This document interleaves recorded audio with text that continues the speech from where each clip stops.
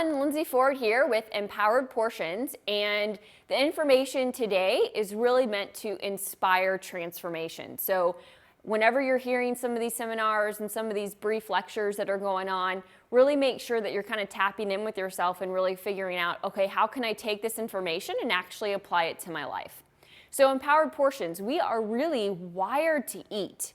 We are born with it. We cannot really get away from that. So when we think about our environment, when we think about different things that we're exposed to, just know our brain will probably always really gravitate towards food. So wiring to eat, and this comes into three different main principles. First, we're wired to eat emotionally. So whether we're stressed, if we're sad, if there's certain things that are going on, sometimes we may use eating as a coping mechanism. We're not going to spend too much time there today. That's definitely more on the psychology end of things. The two other things that really play a role are environmental and physiological. That's where we're going to spend most of our time today, is really diving into both of those avenues. So what's going on in our environment, what's really going on around us that's really encouraging us to eat or really triggering us to eat. And then physiological, what's going on in the body that is really driving us to eat more, eat less, whatever it may be.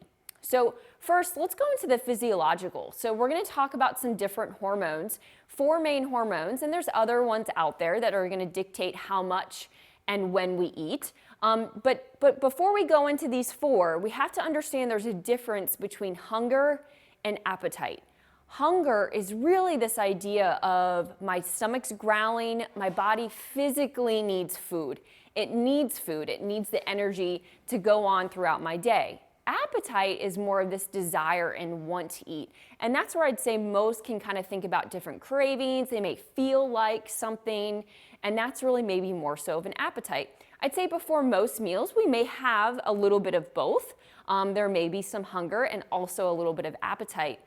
When we tend to overeat or overportion, it may come down to actually going into a meal too hungry, where it's kind of that hangry, or we're actually kind of going into this idea of we're eating out of appetite and desire versus true physiological hunger. So we're going to talk about 4 different hormones that really can kind of influence hunger and appetite. The first one's insulin. Insulin is your storage hormone secreted from the pancreas, and when it's working efficiently, it allows blood sugars to get into your cell, which is important because when blood sugars can get into your cell, especially after consuming some food, what tends to happen is we actually gain energy. We can go about our day, our brain can function really well, we can go a decent amount of time without feeling a lull of energy because our blood sugars can kind of stay stable. So when insulin's working efficiently, blood sugars can get into the cell, we feel energized. When there's insulin resistance, which usually happens over time, it's never going to happen overnight. What's really going on there is we start to feel hungry, we start to feel tired. Food's not really being metabolized as efficiently as it could. So even if we consume food, maybe 2 hours later, it's like, man, I'm actually feeling hungry. And so insulin is something that we would recommend getting checked. Your insulin, your blood sugars, your A1Cs, these are all things that you can request from your doctor to see if there's insulin resistance going on. Because we may be doing all the right things, but if there's insulin resistance, we're always going to feel hungry, which can then lead to maybe overportioning. The next hormone we're going to talk about is cortisol. Cortisol is your stress hormone. And inherently, just like insulin, it's a very important hormone.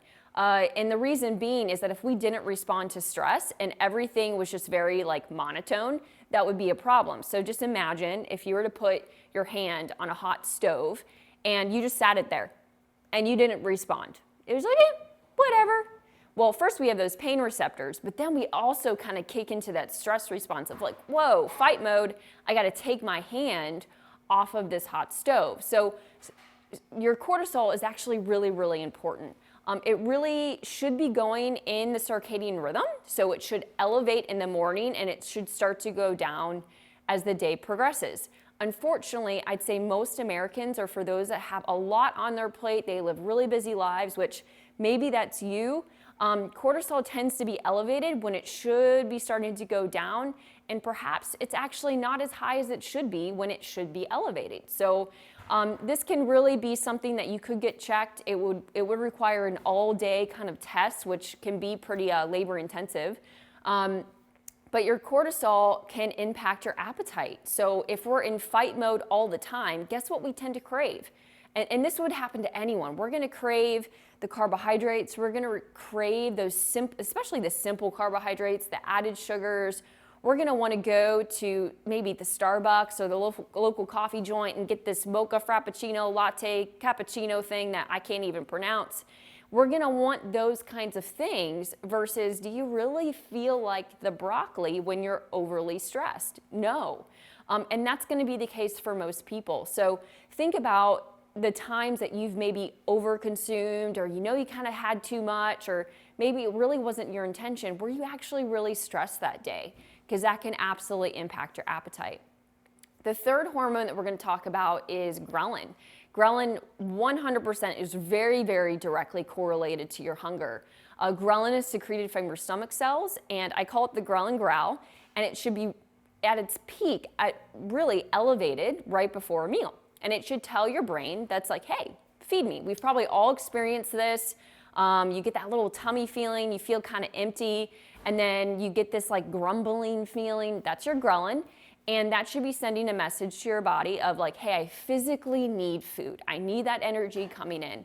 And then it should technically be its lowest after the meal, and really more so close to a full hour after the meal. So if you've ever heard that whole 20-minute rule of, well, have the meal, wait 20 minutes, and if you're still hungry, go back. Actually, you probably want to wait a full hour. Ghrelin is very, very important. And I'd say the thing that I see the most is that people dismiss it. They dismiss hunger, and it's something that will only increase over time. So let's just take a day, for example. You wake up, you're not hungry. And let's say you just decide to grab a cup of coffee on the way out the door. Okay, you go about your day, you have a busy morning. Before you know it, it's 2 o'clock in the afternoon and you're starting to feel a little hungry. But you're trying to be good, and you go somewhere, maybe just down the street, or you order a salad, or you just graze on a few snacks. You're not really honoring your hunger at that point. You get home and it's 5 o'clock, and you have a dinner before your actual dinner. And then before you know it, it's 10 o'clock at night. And maybe you're bored, you're sitting in front of the TV or whatever it may be, and then we eat a little bit more. And that cycle repeats itself. And it kind of started at the very beginning of the day and during the day when we're not really honoring our true hunger signals. We should actually be waking up probably slightly hungry. Breakfast should really be breaking a fast from the night before and with your sleep. And then with your lunch, I'd say this is the one time a day where please, please, please have a composed meal. The last thing you want is to get to 5 o'clock and feel like you need a dinner before your actual dinner. The second thing I'd say to kind of control this whole hunger thing is to make sure you're eating protein throughout the day. It is the slowest macronutrient to break down, so eggs in the morning, chicken at lunch, fish or something at dinner. Those kinds of things are going to help really regulate your hunger, so you're not going to feel ravenous right before you sit down to eat. The last hormone we're going to talk about is leptin. Leptin is your satiety hormone secreted from your fat cells. Some of you may already be thinking, oh, well, I should be satisfied all the time. I've got enough fat on my body. It doesn't quite work that way. Just like insulin, too much of something may actually lead to resistance. So if we have leptin resistance, our appetite, our satiety levels, we never feel overly satisfied. So leptin, when it's working efficiently, it allows us to put the fork down. It allows us to feel like, wow, that meal was really good. That was enough. So this is something that I'd say is not as easy to really check and to figure out where your leptin levels are at. But nutritionally, I'd say it's really, really important to make sure that you're honoring a nutrition plan that's really satisfying, really tasty, it's flavorful, that you're not dismissing that piece of everything. Because if you're following some nutrition plan that is absolutely boring and not really inspiring, then it's probably not going to be sustainable. So leptin is one of those things that it's hard to completely know what's going on, but it does influence just your overall kind of joy that you get from your meals. So those are 4 of the main hormones. Next, we're going to kind of really dive into more of the environmental piece. If food was in front of you, it would be actually take a lot of willpower to maybe say, no, I don't really need that. Think about maybe your office setting and the person that has the jar of Hershey Kisses just sitting out. You probably would be gravitated to go over there. Maybe you walk past it every single day and you have to kind of tell yourself, nope, can't look, because you don't want to consume it. But just remember, if we go back to the beginning, we are wired to eat. So are there things in your environment that are really triggering you, especially in times when you're not really hungry? So first, think about your home environment. And then second, think about those other environments that really dictate your food choices. We actually, in 2016, unfortunately, it was the first time that Americans spent more of their money going out to eat than they did in their own homes purchasing their groceries. Comparison to the 1950s, we actually spend 50% less on groceries than we ever used to. I kind of see that as an issue because when we go out, especially let's say restaurants, the portions are they want us to come back. So the portions are going to be probably inappropriate for what your body actually needs. But if you grew up in an era where it was the Clean Your Plate Club, if you feel like it's just actually challenging to honor your fullness, going out to eat is actually going to probably be a little bit of a challenge for you. So can you just actually eat more meals in the home versus always relying on going out to eat? So thinking about that environmental piece. So if we're going to try to tackle this, okay, well, what can I actually do? It's going to require you to have some new eating behaviors. So one, thinking about the timing of your meals. So, really honoring breakfast between a certain time every day, honoring lunch a certain time every day, and honoring dinner a certain time every day. That way you're not going into any particular meal feeling super, super hungry. We're talking the hangry, where then portions, no matter what, they're probably going to be overdone. The second piece when it comes to behaviors would really be honoring certain portions that work for you. So if we talk about the Skyterra plate, and maybe you guys have already heard this already, but 50% of your plate being those non-starchy vegetables, a quarter of the plate being protein, a quarter of the plate being your carbohydrate, and then fat is really intermixed between all of that. Each one of those components, you're gonna have to really honor personal portions for you that work really well. With the veg, we really encourage, don't really measure that. Just go for it. But if you really wanted to get specific, I would aim for at least 2 cups raw or 1 cup cooked per main meal, especially at least twice a day. So you're getting that veg content in. With your protein, that's really probably 4 to 7 ounces. So if we use our hand as an example, 3 ounces is about the size of a deck of cards or the palm of your hand. So some actually need a little bit more than that. That 5 to 6 ounces, I'd say, could be okay for some women, especially if you're more active. But think 4 to 7, where the kind of knuckle line here would be a really nice kind of eyeball. So 4 to 7 ounces with your protein, and that's specifically towards your animal proteins like your chicken, your meat, your seafood, those kinds of foods. Then when it comes to your carbohydrates, so this is your whole grains, your starchy vegetables like your potatoes, those kinds of foods, those would be either a 1/2 cup cooked up to 1.5 cup cooked.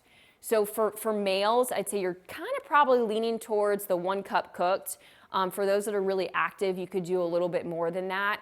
And then for women, I'd say between a 1/2 cup cooked and 1 cup cooked. 1 cup cooked for really active females, but a 1/2 cup cooked, I'd say is pretty appropriate for most. Just to put this in perspective, if we go back to our hand, 1 cup cooked is equivalent to the size of a clenched fist.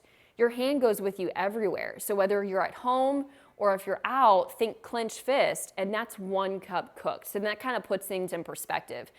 Tools could be really helpful here. So measuring scoops, using certain containers, Tupperware, that actually measure things for you. I strongly encourage that. And then if we actually think about the plate, most plates these days are 14 inches. To kind of put this into perspective, we actually had to start changing the way kitchens were built. Those that are contractors probably know this. They had to change cabinetry in kitchens to honor the plate sizes that were being increased. So we really encourage a 10 to 12 inch plate. We kind of eat with our eyes first. We want that plate to feel full. So think 10 to 12, that salad plate, I'm sorry, but it's just not gonna cut it. You're probably gonna feel deprived. You're probably gonna go up for seconds and thirds. So think 10 to 12 inch plate and maybe look into getting some new ones. The other thing that we haven't talked about yet is writing your intake down. Being accountable to something, recording and logging. It doesn't always have to be through some application, or it doesn't always have to be through some website, but just writing down what you eat can give you a lot of awareness on how much food you're actually consuming. If we're talking specifically towards weight loss, those that write their food intake down can lose up to 50% more weight than those that don't write it down. And this isn't meant to say getting obsessed with it, but I think it can bring a lot of awareness to, okay, when am I eating? What am I over consuming? What's actually going on in my day? Can I actually see some patterns that are going on? Am I eating when I'm hungry? Am I eating at the table? So there's definitely different strategies that you can really start to implement that can help kind of really, and I don't want to say control the portions, but really make the portions more appropriate for you, so that you can start honoring what your body needs versus what your neighbor needs. Your plate may look different than somebody else's, and that's okay. Until you write it down and you become more aware and maybe process that with somebody, you may actually be making changes that aren't appropriate for you. So when we kind of take all of this and kind of put it into one big message, we're wired to eat. We're born for it. Our environment has really been prone, it really cultivates this idea of abundance, so it can be really difficult. So what can you do in your life that can actually just honor what your body needs versus what society tells us we need, or what that restaurant tells us we need, or whatever that may be?